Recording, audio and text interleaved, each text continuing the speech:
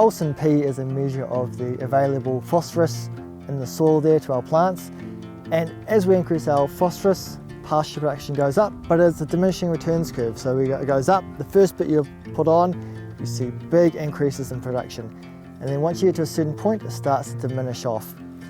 So in the Winchmore trial, it showed really well that up to about an Olsen P of 20, you got big increases in production, so you went from growing 5 to 6 tonnes a hectare for the no fertiliser treatment to the first low or medium fertiliser treatment that raised the Olsen P to 20. You saw pasture production go from 5 to 6 tonnes to doubling that to about 11 to 12 tonnes of pasture production per hectare.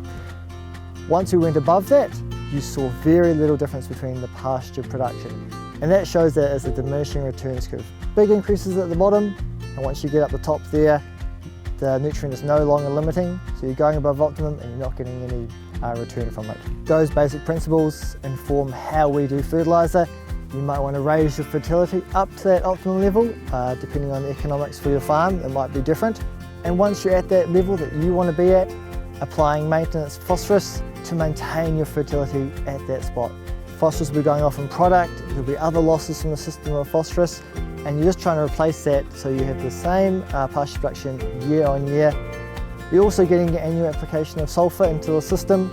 Sulphur is a mobile nutrient and it can leach, so ideally you want to, for most situations, be applying at least once a year to get that annual sulphur application in there too.